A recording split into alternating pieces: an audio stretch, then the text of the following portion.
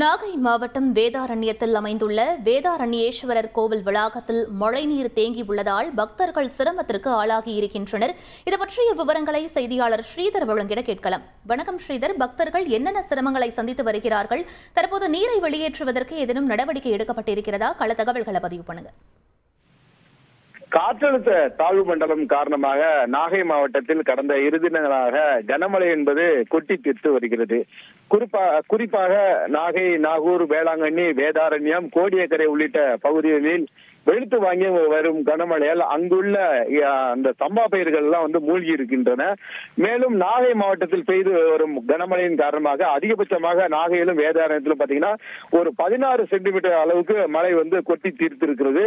தொடர்ந்து மழை பெய்து வருவதால் நாகை மாவட்டம் வேதாரண்யத்தில் அங்குள்ள வேதாரண்யேஸ்வரர் கோவிலில் மழைநீர் சூழ்ந்திருக்கிறது. அந்த வளாகம் முழுவதும், அதாவது தொடர்ந்து மழை பெய்யறதுனால குறைவான பக்தர்கள் மட்டுமே அங்க சுவாமி தரிசனத்துக்கு வந்து சென்றாலும் அந்த மழை நீரில் அவர்கள் அதில் நடந்து சென்று சுவாமி தரிசனம் செய்ய வேண்டிய பெரும் சிரமத்திற்கு ஆளாகி இருக்கிறார்கள்.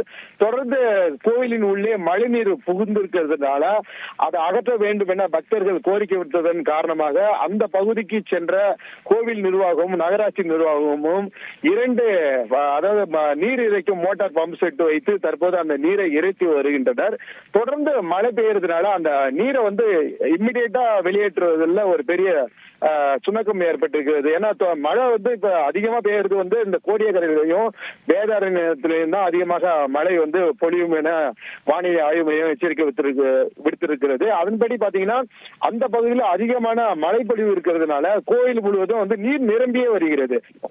நீரை உடனே வெளியேற்றினாலும் அந்த நீர் மறுபடியும் நிரம்புறதுனால பக்தர்கள் சுவாமி தரிசனம் செய்வதில் ஒரு பெரும் சிரமம் ஏற்பட்டிருக்கிறது. இருந்த போதும் மாவட்ட நிர்வாகம் அந்த பணிகளையும் துரிதமா மேற்கொண்டு வருகின்றனர்.